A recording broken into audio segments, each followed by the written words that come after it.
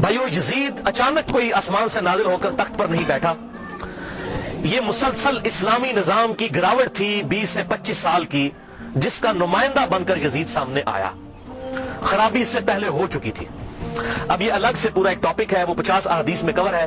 और अभी रिसेंटली मैंने 8 मुहर्रमुल हराम को एक लेक्चर रिकॉर्ड करवाया है, एसर नंबर 101, सही मसला खुरूज और फिक्र हुसैन हक परस्ती की अलामत है। उसमें मैंने ये सारी बातें खोल कर बयान की हैं अल्हम्दुलिल्लाह।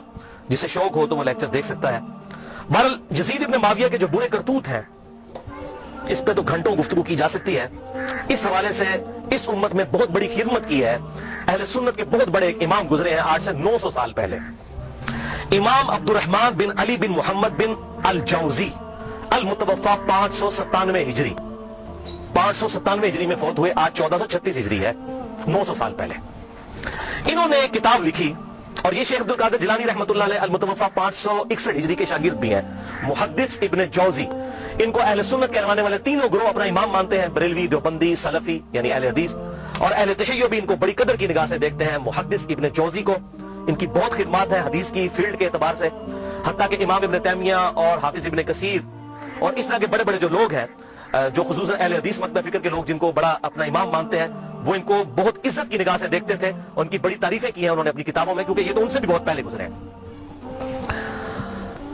इनके जमाने में एक यजीदी था मौलवी, उसका नाम था अब्दुल मुगीज। उसने एक किताब लिखी कि यजीद को हमें बुरा नहीं कहना चाहिए, ये सब उसके ऊपर झूठे इल्जाम है। हत्ता कि बुखारी मुस्लिम में भी जो हदीसें आई हैं, उसने कहा ये बस इसी तरह है। जिस तरह आज भी मुनकरीन हदीस है ना, वो बुखारी मुस्लिम की हदीसों को कहते हैं, हम नहीं हदीसों को मानते, तो मुनकरीन हदीस हमेशा से रहे हैं। तो उसने वो हुकूमती मुल्ले होते हैं ना, हुकूमतों से पैसा लेके तो फतवे देते हैं, आज भी लोग देते हैं। तो उसने एक किताब लिखी अब्दुल मुगीस ने। तो उस वक्त मुहद्दिस इब्न जौजी मैदान में उतरे और उन्होंने ये किताब लिखी, अर्रद्दु अलल मुतअस्सिबिल अनीद अल मानिअ मिन ज़म्म यजीद। ये उस सरकश और जिद्दी का रद्द है जो यजीद की मजम्मत करने को बुरा समझता है। ये किताब का नाम उन्होंने रखा। और फिर वो पोल खोले कि किसी का इन्होंने लिहाज नहीं किया और जो कर सकते थे इन्होंने किया। अल्हम्दुलिल्लाह ये किताब इमाम इब्न तैमिया अल मुतवफ़ा 728 हिजरी, हाफिज इब्न कसीर अल मुतवफ़ा 774 हिजरी और बड़े बड़े अहले सुन्नत के आइम्मा ने इस किताब की बड़ी तारीफ की है, अपनी किताबों में लिखा। और अल बदाया वन नहाया तारीख इब्न कसीर में हाफिज इब्न कसीर ने इस किताब को मेंशन करके कहा कि इस किताब ने उम्मत का दिल ठंडा कर दिया है और बड़ी सही तरीके से पिटाई की है यजीदी पार्टी की इब्न जौजी ने। ये इब्न कसीर ने लिखा। और ये किताब अल्हम्दुलिल्लाह उर्दू तर्जमे के साथ शाया हो चुकी है। शाह नफीस एकेडमी लाहौर वालों ने, जो देवबंद मकतब फिक्र का एक इदारा है, उन्होंने इसका तर्जुमा शाया कर दिया है। हमारी वेबसाइट ahlesunnatpak.com पे इसका पीडीएफ मौजूद है, डाउनलोड भी आप कर सकते हैं। टोटल ये 80 सफ़ात पर मुश्तमिल है किताब। टोटल 160 है इसके सफ़ात, 80 सफ़ात उस मुतरजम ने अपने कमेंट्स किए हैं और 80 सफ़ात पे उसका किताब का तर्जुमा है। माशाअल्लाह उन्होंने हक खोल कर बयान किया है आइम्मा अहले सुन्नत की राय क्या थी यजीद के बारे में। हैरान कुन बात है कि दुनिया की किसी हदीस की किताब में यजीद से एक हदीस भी रिवायत नहीं है। हजरत अबू बकर के बेटों की हदीसें बुखारी और मुस्लिम में है, हजरत उमर के बेटों की हदीसें बुखारी और मुस्लिम में है, हजरत अली के बेटों की हदीसें बुखारी और मुस्लिम में है। लेकिन यजीद की कोई रिवायत दुनिया की किसी किताब में मौजूद नहीं है। हालांकि इनके भी वालिद हजरत अमीर मुआविया रज़ियल्लाहु ताला अन्हु 40 साल तक मुसलमानों के हुक्मरान रहे हैं, 20 साल तक गवर्नर और फिर 20 साल बाद सुलह हसन के बाद हुकूमत संभाली। लेकिन किसी ने इनके बेटे से हदीस नहीं ली क्योंकि मजरूर रावी था। तो ये सारे अक़वाल मुहद्दिसीन के उन्होंने जमा किए। और मुहद्दिस जो होते हैं ना, वो बिल्कुल न्यूट्रल लोग होते हैं, वो हुकूमती मुल्ला नहीं होते हैं कि पैसे लेके फतवे दें। मुहद्दिस तो हक बात करता है, जो मजरूर रावी है वो मजरूर है। हत्ता कि आप बुखारी और मुस्लिम में यहां तक हजरत अली के बेटों की, हजरत अली के पोतों की, उनके परपोतों तक की हदीसें मौजूद है बुखारी और मुस्लिम के अंदर। इमाम बाकिर की हदीसें, इमाम जाफर की हदीसें, इमाम मूसा काज़िम की हदीसें, इमाम अली रजा की हदीसें, इमाम ज़ैनुल आबिदीन की हदीसें, ये अहले सुन्नत के यहाँ आपको मिलेंगी। लेकिन यजीद की कोई हदीस नहीं आपको अहले सुन्नत की किसी किताब में नहीं मिलेगी। हालांकि वो उसके बाप सहाबी हैं, 40 साल तक मुसलमानों के हुक्मरान रहे, डोमिनेंट पर्सनैलिटी रहे। कोई एक रवायती मुहद्दिस ले लेता ना कि 40 साल में अपने बाप से कुछ सीखा होगा उन्होंने, कोई नहीं, क्योंकि वो कहते थे ये जालिम शख्स है, ये इस काबिल ही नहीं कि इससे हदीस ली जाए। वो अहमद बिन हंबल का कौल मैं इंशाल्लाह बयान भी कर दूंगा इसमें। तो बहरहाल ये किताब पीडीएफ फॉर्म में अगर किसी को चाहिए हो तो मुझे ईमेल कर सकते हैं mirza_95@yahoo.com पे, मैं आपको ये भिजवा भी सकता हूं। भाइयों, आप सल्लल्लाहु अलैहि वसल्लम की वफात के 50 साल के बाद 60 हिजरी में हजरत अमीर मुआविया रज़ियल्लाहु ताला अन्हु फौत हुए और जाते जाते उन्होंने अपनी जिंदगी में ही مرنے سے 4 سال پہلے ہی اپنے بیٹے یزید کے لیے بیعت لینا شروع کر دی. صحیح بخاری میں آتا ہے کہ صحابہ کرام سخت خلاف تھے کہ آپ یہ کیا کرنے جا رہے ہیں, امت کو کس ڈگر پہ چلا کر جا رہے ہیں, لیکن تلوار کے زور پر اپنے بیٹے کی بیعت لی. صحیح بخاری میں موجود ہے. یہ کہتے ہیں جی بیعت کر لی تھی, گن پوائنٹ پہ بیعت کی, تو بیعت تو دل ہی ماننے کا نام ہے. اور میں حضرت عمر کا فتویٰ بھی اینڈ پہ بتاؤں گا صحیح بخاری سے کہ جو تلوار کے زور پر بیعت ہو اس کو حضرت عمر کہتے ہیں یہ بیعت ہی نہیں ہے. تو صحابہ کرام نے مخالفت کی, لیکن وہ جو معاملہ ہونا تھا وہ ہوا. وہ میں نے مسئلہ نمبر 101 میں ڈیٹیل کے ساتھ بیان کیا. آج ٹاپک کو میں چھیڑوں گا نہیں کیونکہ آلریڈی میں اس کو ایڈریس کر چکا ہوں. بہرحال اس حوالے سے صحیح بخاری میں انٹرنیشنل نمبر کے مطابق 120 نمبر حدیث ہے. حضرت ابو ہریرہ کہتے ہیں میں نے حضور صلی اللہ علیہ وسلم سے 2 پیالے لیے, ایک میں نے تمہارے سامنے ظاہر کر دیا, یعنی یہ جو شریعت کا علم ہے حدیثیں میں نے بیان کر دی, اور دوسرا پیالہ ایسا ہے اگر میں تمہیں بتاؤں تو تم میری شہرت کاٹ دو. ایسی باتیں مجھے حضور نے بتائی ہیں. وہ کیا باتیں تھی؟ وہ صحیح بخاری کے اندر ہی انٹرنیشنل نمبر کے مطابق 3605 نمبر حدیث ہے. حضرت ابو ہریرہ کہتے ہیں کہ مجھے حضور صلی اللہ علیہ وسلم نے بنو قریش بنو امیہ کے لونڈوں کے ان لڑکوں کے نام بتائے ہیں, ان کے ماں باپ اور قبیلوں کے نام تک بتا دیے ہیں جن کے ہاتھوں اس امت کی تباہی ہونے والی ہے. اور میں چاہوں تو ان کے نام, ان کے ماں باپ کے نام بھی بتا سکتا ہوں. جیسے حضرت حذیفہ ابن یمان کو حضور صلی اللہ علیہ وسلم نے منافقین کے نام بتائے تھے, حضرت ابو ہریرہ کو ان لوگوں کے نام بتا دیے تھے جن کے ہاتھوں امت کی تباہی ہونے والی تھی, بنو امیہ کے وہ لڑکے. حتیٰ کہ اسی حدیث کے تحت فتح الباری میں امام ابن حجر اسقلانی رحمہ اللہ المتوفی 852 ہجری وہ لکھتے ہیں, اور بڑی انہوں نے اسناد مختلف کتابوں سے, المصنف ابن ابی شیبہ سے, باقی کتابوں سے جمع کی کہ حضرت ابو ہریرہ یہ دعا کیا کرتے تھے, اے اللہ مجھے 60 ہجری تک باقی نہ رکھنا اور لڑکوں کی حکومت سے پہلے موت دینا. 59 ہجری میں حضرت ابو ہریرہ فوت ہو گئے اور 60 ہجری میں یزید ابن معاویہ تخت نشین ہوا. اور اس میں ایک مرفوع حدیث ہے انٹرنیشنل نمبر کے مطابق مسند امام احمد میں 8302 اور مشکات میں بھی 3716 کہ آپ صلی اللہ علیہ وسلم نے فرمایا 70 کی دہائی کے آغاز سے اللہ کی پناہ طلب کرو اور نوجوان لڑکوں کی حکومت سے اللہ کی پناہ طلب کرو. 70 کی دہائی کا آغاز یعنی 61 ہجری اور واقعہ کربلا 61 ہجری میں ہوا ہے. تو آپ صلی اللہ علیہ وسلم نے اپنی امت کو اس حوالے سے خبریں دی تھیں کہ آپ صلی اللہ علیہ وسلم کی وفات کے بعد امت کے ساتھ کیا سلوک ہونے والا ہے. تو اس کے ظلم کی داستان بہت طویل ہے. یہاں پر میں اس کے 3 بڑے بڑے سیاہ کارنامے ذکر کروں گا احادیث کی کتابوں سے, تاریخ نہیں. اگر تاریخ میں نے بتایا تاریخ میں اگر 10 باتیں یزید کے حق میں ہے نا تو 1000 اس کے خلاف ہیں. لیکن کیا کرتے ہیں یہ حکومتی ملے, وہ چند ایک باتیں نقل کر کے تو پھر دفاع کرنے کا کوشش کرتے ہیں اور پھر کتابوں پہ پابندی لگ جاتی ہے. وہ جو جھوٹی کتاب صلاح الدین یوسف صاحب نے لکھی ہے گورنمنٹ نے پابندی لگا دی, کوئی حدیث نقل نہیں کی ہے بلکہ ساری تاریخی روایتیں نقل کی ہیں. اور وہیں پر لکھا ہوا ہے کہ یزید کی فوجوں نے واقعہ حرہ میں 1000 صحابیات اور تابعیات کے ساتھ زنا کیا اور وہ حاملہ ہو گئیں اور 3 دن تک مسجد نبی میں گھوڑے باندھ کر رکھے اور مسجد نبی میں نماز نہیں ہوئی ہے. لیکن صلاح الدین یوسف صاحب کی رگ نہیں پڑکی کہ میں یہ حق لوگوں کو بتاؤں. ابن کثیر سے, اس ابن کثیر سے اپنی مطلب کی باتیں نقل کی. وہ بتا رہا ہوں 10 باتیں نقل کی, 1000 اس کے خلاف لکھی ہوئی ہیں.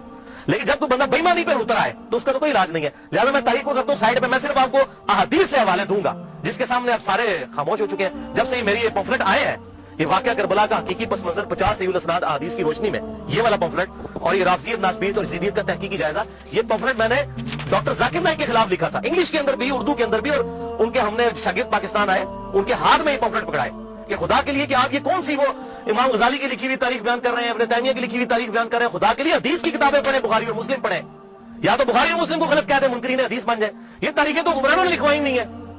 ادب با ملاحظہ ہوشیار لکھو ہم بڑے سخی تھے, ہم یہ تھے وہ تھے. تاریخیں تو حکمرانوں کی لکھوائی نہیں ہے. حدیثیں ہیں, یہ ہیں ایماندار لوگ محدثین, یہ ہیں اصل اہل حدیث اہل سنت جنہوں نے حق بات امت کو بتائی. ان کو فالو کریں. تو دین جب محدثین سے لیا تو اس طرح کی باتیں محدثین سے لینی ہے. اتھینٹسٹی تو محدثین کی ہے نہ کہ ان لوگوں کی ہے. تو اس حوالے سے یہ بات آپ سمجھ لیجئے. 3 سیاہ کارنامے یزید کے. پہلا سیاہ کارنامہ 61 ہجری میں آپ صلی اللہ علیہ وسلم کی وفات کے بعد 50 سال کے بعد عبید اللہ ابن زیاد کو گورنر لگا کر اس کے ذریعے سیدنا حسین ابن علی رضی اللہ تعالی عنہ کو شہید کروایا. 18 اہل بیت میں سے اور 54 لوگ دوسرے شہید ہوئے واقعہ کربلا کے دوران. ٹوٹل 72 لوگ. اور اس کا ذکر صحیح بخاری میں انٹرنیشنل نمبر کے مطابق 3748 نمبر حدیث میں موجود ہے, اور صحیح مسلم میں 6309 نمبر حدیث کے اندر بھی موجود ہے کہ جب حضرت حسین کے قتل کے بعد حضرت امام زین العابدین علی بن حسین رحمہ اللہ تعالی جب مدینہ شریف آئے تو ان کے ہاتھ میں حضور کی تلوار تھی جو حضرت علی کے پاس تھی, اس کے بعد مولا حسین کے بعد تھی, مولا حسین کے بعد زین العابدین کے پاس آئی. صحیح مسلم 6309. تو مسور بن مخرمہ رضی اللہ تعالیٰ عنہ حاضر خدمت ہوئے اور انہوں نے کہا کہ اے نبی کے بیٹے یہ تلوار آپ میرے حوالے کر دیں ورنہ یہ کہیں بنو امیہ کے ظالم لوگ آپ سے چھین نہ لیں, اور میں اپنی جان سے بڑھ کر اس کی حفاظت کروں گا. تو یہ صحیح مسلم میں موجود ہے. لوگ کہتے ہیں نہیں پتہ نہیں حسین قتل بھی ہوا تھا کہ نہیں. ٹھیک ہے, آپ لوگوں نے یہ باتیں کرنا شروع کر دی ہیں. تو بھائی جھوٹ کے تو کوئی پاؤں نہیں ہوتے ہیں. جب لوگوں نے یہ جرات کی تھی وہ صحابہ وہ بغلوں میں بت رکھ کے آتے تھے اس لیے رفع یدین ہوتا تھا. حالانکہ اہل سنت اور اہل تشیع کا رفع الیدین پہ اجماع ہے, سوائے حنفیوں کے پوری امت متفق ہے کہ آپ صلی اللہ علیہ وسلم رکوع میں جاتے وقت رکوع سے اٹھتے وقت رفع الیدین کرتے تھے. لیکن جب کوئی بندہ بےایمانی پر اترا ہے تو اس کا تو کوئی علاج ہی نہیں ہوگا کہ بت رکھ کے آتے تھے. وہی یہ بت رکھ کے آتے تھے بھائی, صحیح مسلم میں موجود ہے, صحیح بخاری میں واقعہ کربلا کا ذکر موجود ہے. دوسرا سیاہ کارنامہ, اور ادھر میں یہ بات کر دوں, بعض لوگ کہتے ہیں حضرت حسین جو ہے وہ یزید کی بیعت کے لیے جا رہے تھے اور انہوں نے کہا میری 3 شرائط ہیں, یا تو مجھے اجازت دو میں یزید کے ہاتھوں میں ہاتھ دے دوں, یا مجھے کسی مسلمان سرحد پر بھیج دو, یا مجھے واپس جانے دو. خدا کے لیے بھائی یہ بات ہوتی تو بنو امیہ نے لوڑیاں ڈالنی تھی کہ حضرت امیر معاویہ رضی اللہ تعالیٰ عنہ پوری زندگی حضرت حسین سے وہ بیعت نہیں لے سکے اپنے بیٹے کے لیے جو انہوں نے اپنی وفات سے 4 سال پہلے لینا شروع کر دی تھی. اور یہ عبید اللہ ابن زیاد نے حضرت حسین کو اگر منوا لیا تھا تو اس کو تو سونے میں تولنا تھا یزید نے کہ بھی آپ نے بڑا کارنامہ کیا. کدھر یہ جھوٹ ہے. انصاب الاشراف کتاب سے یہ پیش کرتے ہیں, شیخ زبیر علی زئی صاحب نے پوری تحقیق لکھی ہے کہ یہ کتاب ہی ثابت نہیں صحیح سند کے ساتھ, اور اس کتاب میں تو ایسی ایسی حدیثیں ہیں کہ کہیں صحابہ کا ایمان ہی ثابت نہیں ہوگا اگر اس کتاب کو انصاب الاشراف کو پیش کرے. اور یہ جو روایت ہے وہ روایت بھی منقطع ہے. حلال بن صاف یہ بیان کرتے ہیں ان کا واقعہ کربلا میں ہونا ثابت نہیں ہے, اور منقطع روایت کوئی حجت نہیں ہوتی ہے. تو یہ کتاب بھی ثابت نہیں, بالکل جھوٹ ہے. پوری امت بیعت کر لیتی, حضرت حسین بیعت نہ کرتے اس وقت تک ان کو سکون نہ آتا. کیوں؟ حسین کا بیعت کرنے کا مطلب تھا کہ آل محمد نے بنو امیہ کی بدماش حکومت کو اسلامی حکومت تسلیم کر لیا ہے.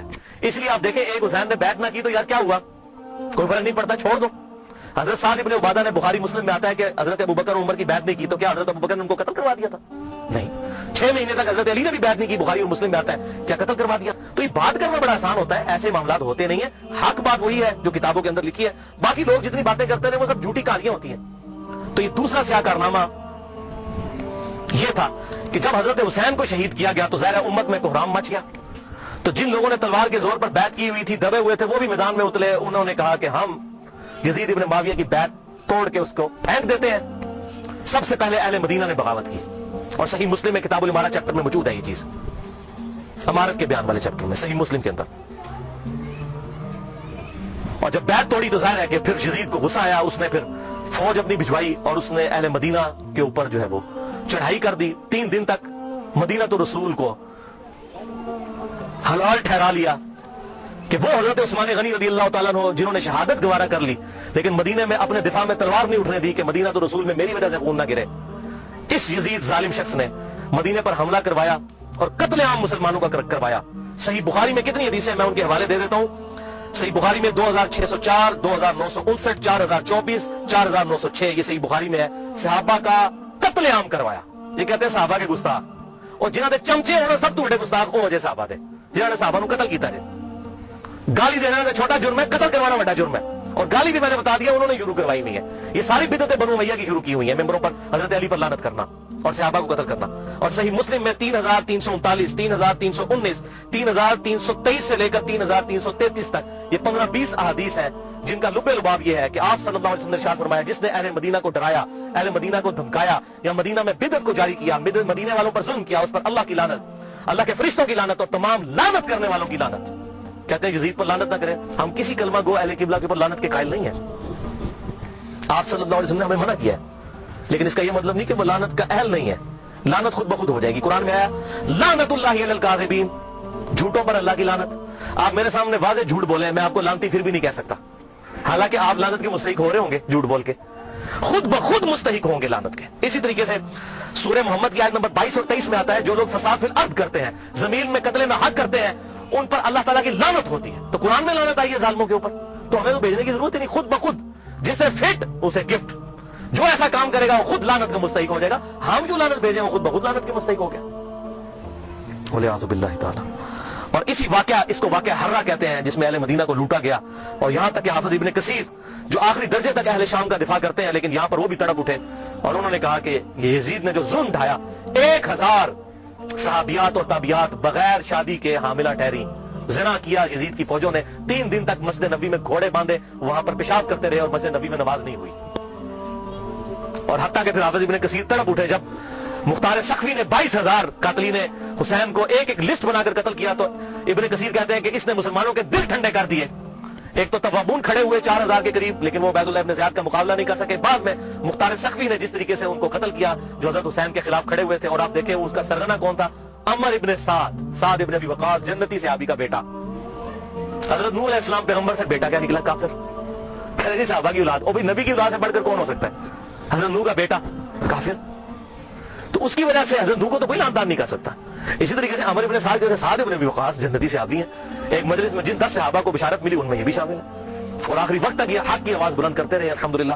تو سعد ابن ابی وقاص میں صرف بیان کروں کس طرح وہ حضرت علی کے فضائل امیر معاویہ کے دور میں بیان کرتے تھے اور ڈنکے کی چوٹ پہ کرتے تھے, اور جو لوگ حضرت علی پر لعنت کرتے تھے ان کے وہ خلاف کھڑے ہوتے تھے. یہ پورا ایک ٹاپک ہے بخاری اور مسلم کے اندر, جو کبھی ٹائم ملا تو میں انشاءاللہ بیان کروں گا. لیکن بیٹا آگے دیکھیں کیا نکلا.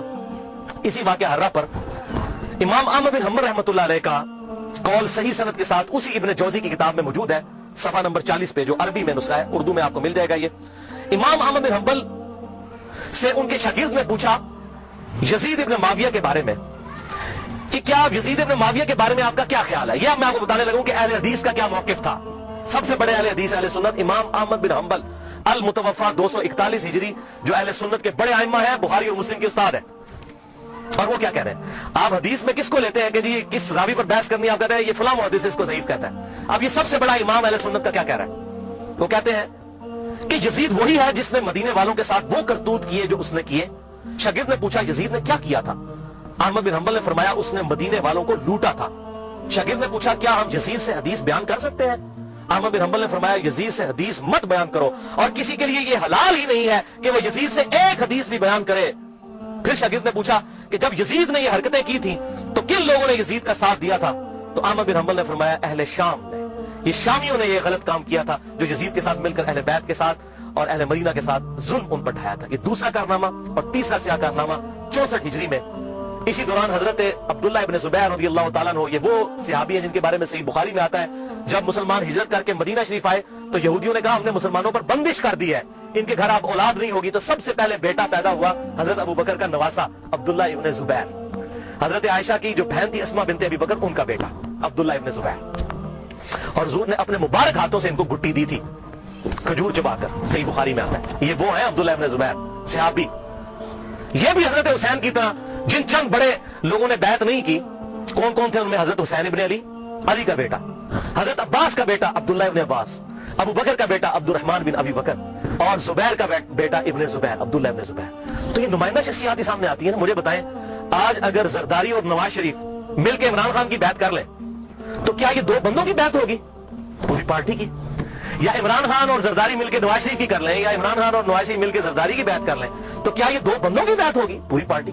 وہ کہتے ہیں سب نے بیعت کر لی تھی. اور بھائی نمائندہ شخصیات تو امت کی یہی تھی نا, باقی تو سارے بیچارے اسی طرح ہوتے ہیں. حسین تے نہیں بتانا ماما جمنیا, حسین بننا سوکھا ہے. آپ نے بخاری میں حضرت ابو ہریرہ کا قول سن لیا کہ وہ کہتے ہیں مجھے ڈر ہے میں ان لونڈوں کے نام بتاؤں تو مجھے قتل کر دو, تو انہوں نے اپنی جان بچائی. جان بچانا بھی فرض ہے, لیکن اعلیٰ ترین درجہ یہ ہے جو صحیح مسلم میں حدیث ہے, انٹرنیشنل کے مطابق 177 نمبر حدیث صحیح مسلم کتاب الایمان میں, کہ برائی جب دیکھو تو ہاتھ سے روکو, ہاتھ سے نہیں روک سکتے زبان سے, نہیں تو کم از کم دل میں برا جانو, لیکن ذالک اضعف الایمان, یہ ایمان کا سب سے لوئسٹ درجہ ہے. تو حضرت حسین لوئسٹ درجے پر تو نہیں تھے بھائی. جس کے جینز پروفٹ کے جینز ہوں, جس کا بلڈ اور خون نبی کا خون ہو, وہ لوئسٹ درجے پر ایمان رکھے گا, وہ تو آگے بڑھ کر باطل کا مقابلہ کرے گا. یہی وجہ ہے کہ حضرت حسین جو ہیں انہوں کو یہ ٹائٹل ملنا تھا.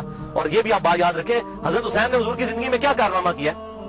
6 سال عمر تھی, حضور صلی اللہ علیہ وسلم کی وفات ہو گئی. کارنامہ کرنا تھا. اسلام تقوی کی بنیاد پہ کسی کو ٹائٹل دیتا ہے, ان اکرمکم عند اللہ اتقاکم. حضرت حسین نے کون سا کارنامہ کیا تھا؟ کارنامہ بھائی کرنا تھا. جنتی نوجوانوں کا ٹائٹل اس لیے ملا کہ انہوں نے وہ کام کرنا تھا کہ جب امت سو چکی ہوئی تھی انہوں نے امت کو جگایا. اور ایسی بھی امت جاگی کہ آج تک جب بھی کہیں پر ظلم ہوتا ہے حسین کی مثال پیش کی جاتی ہے. لوگ کہتے ہیں کیا ہوا جی, حسین کے ساتھ بھی تو 72 لوگ تھے نا. اگر ہم تھوڑے ہیں, سورہ نحل میں آیا کہ ابراہیم علیہ السلام اکیلے ہی پوری امت ہے. حق تھوڑا ہو, حق حق ہے, باطل باطل ہے, چاہے وہ کثرت میں کتنا ہی زیادہ ہو. ٹھیک ہے, تو یہ بات آپ سمجھیے اس حوالے سے. تو عبداللہ ابن زبیر نے بھی بغاوت کی. انہوں نے حجاز, مکہ, مدینہ اور پورے ایریے پر انہوں نے اپنی خلافت قائم کر لی, اور یزید صرف شام تک رہ گیا. تو پھر یزید نے عبداللہ ابن زبیر رضی اللہ تعالیٰ عنہ کو قتل کرنے کے لیے اور ان کی حکومت کو ختم کرنے کے لیے جو خلافت تھی, اپنے گورنروں کو بھیجا, سپہ سالاروں کو بھیجا. 64 ہجری کا یہ واقعہ ہے. اور یہ صحیح مسلم میں انٹرنیشنل نمبر کے مطابق 3245, صحیح مسلم 3245 نمبر حدیث ہے کہ ابن زبیر پر جب حملہ کیا اس دوران خانہ کعبہ کو منجنیق سے پتھراؤ کیا گیا, غلاف کعبہ بھی جل گیا. 3245 صحیح مسلم. یہ کرتوت ہے. کہتے ہیں جی وہ تو یہ تھے جنتی تھے, وہ بھی میں بول کھولنا کہڑے پاس جنتی سی ہو. صحیح مسلم 3245 خانہ کعبہ کو جلا دیا. لیکن پھر اس دوران پہلے واقعہ کربلا, اس کے بعد واقعہ ہرا ہوا, اور پھر ابن زبیر پہ جب حملہ کیا اسی دوران یزید مر گیا 64 ہجری کے اندر. جب مرا تو پھر ابن زبیر نے, اسی جنگ کے دوران وہ مر گیا, ابن زبیر نے کہا کہ جاؤ اپنے شیطان کی خبر لو, مر گیا. تو پھر اس کی فوج تتر بتر ہو گئی. پھر 9 سال تک خلیفہ رہے اس پورے ایریے کے اوپر عبداللہ ابن زبیر. پھر جب عبد الملک بن مروان کے مرنے کے بعد بنا, اس نے پھر حجاج ابن یوسف کو بھیجا. پھر دوبارہ خانہ کعبہ پر حملہ ہوا, اور وہ بھی صحیح مسلم 6496 نمبر حدیث میں موجود ہے. پھر ابن زبیر کو حجاج ابن یوسف نے, جو اسی بنو امیہ کی باقیات تھی, اس نے قتل کر کے خانہ کعبہ کے دروازے پہ ان کی لاش, صحابی رسول کی لاش لٹکائی 1 ہفتے تک کے لیے. صحیح مسلم 6496. ابن زبیر کو 74 ہجری کے اندر شہید کر دیا گیا. یہ بھی انہی کا کارنامہ تھا. اب یہاں پر میں کسی محدث کا فتویٰ, کسی محقق کا فتویٰ, کسی حکومتی ملے کا فتویٰ, کسی روزی روٹی چلانے والا دین سے اس کا فتویٰ نہیں, امیر المؤمنین سیدنا عمر ابن خطاب رضی اللہ تعالیٰ عنہ کا فتویٰ صحیح بخاری سے پیش کرنے لگا ہوں. انٹرنیشنل نمبر کے مطابق صحیح بخاری میں 6830. سیدنا عمر کا جب آخری حج تھا تو آپ کو کسی نے آ کر خبر دی, اس کے بعد آپ شہید ہو گئے, کہ لوگوں میں یہ چیمہ گوئیاں ہیں کہ جب عمر بڑھ جائے گا تو ہم فلاں شخص کو اپنا خلیفہ بنا لیں گے, خود ہی چن لیں گے. اب یہ فلاں کون ہے, اس کو تلاش کرنا. یہ فلاں کون تھا خلافت کا لالچی, یہ آپ کے لیے اسائنمنٹ ہے. فلاں شخص کی ہم بیعت کر لیں گے. حضرت عمر کو اتنا غصہ آیا کہ مسلمانوں کے مشورے کے بغیر. صحیح بخاری 6830, بڑی لمبی حدیث ہے. حضرت عمر فاروق رضی اللہ تعالیٰ ممبر پر چڑھے, اور ابن عباس کہتے ہیں کہ میرا گھٹنا جو ہے نا وہ بالکل ممبر کے ساتھ ٹچ تھا جب میں نے یہ حضرت عمر کا خطبہ خود سنا. اور حضرت عمر اتنے غصے میں تھے, میں نے کہا کہ آج تو یہ, بلکہ صحیح بخاری اسی حدیث میں آتا ہے کہ عبد الرحمن بن عوف کہتے ہیں کہ آپ تو عرفات کے میدان میں خطبہ دینے لگے. تو میں نے کہا امیر المومنین یہاں پر ہر طرح کے لوگ موجود ہیں, کوئی پڑھ لکھے ہیں, کوئی ان پڑھ ہے, تو آپ کی بات کا کوئی اور مطلب نہ لے لیں, آپ صبر کریں, مدینہ جا کے خطبہ دیں. تو مدینہ شریف جا کر پہلا کام حضرت عمر نے خطبہ دیا 6830, بڑی باتیں ارشاد فرمائی. اور پھر اس میں ارشاد فرمایا ورڈ بائی ورڈ, لفظ بائی لفظ حضرت عمر کے الفاظ. صحیح بخاری 6830. دیکھو, خیال رکھنا کہ کوئی شخص بھی بغیر مسلمانوں کے مشورے کے اور بغیر اتفاق رائے کے تم پر مسلط نہ ہونے پائے, ورنہ اس کا انجام قتل و غارت ہوگا. اور وہ آپ نے دیکھا کتنی قتل و غارت ہوئی. حضرت حسین کو شہید کیا گیا, واقعہ ہرا ہوا, پھر خانہ کعبہ کو جلایا گیا. پیچھے کیا رہ گیا؟ مکے کی حرمت پامال, مدینے کی حرمت پامال, اہل بیت کی حرمت پامال. اس سے زیادہ کیا کر سکتا تھا؟ اور حضرت عمر نے پہلی پیشن گوئی کی تھی مسلمانوں کے مشورے, تو وہ تلوار کے زور پہ کیا گیا. وہ میرا پورا لیکچر سن لیں, صحیح بخاری کے اندر موجود ہے حدیث اور کتابوں کے اندر, کہ تلوار کے زور پر زبردستی بیعت لی گئی اور صحابہ نے مخالفت کی, لیکن نہیں کسی کی سنی گئی. والعیاذ باللہ.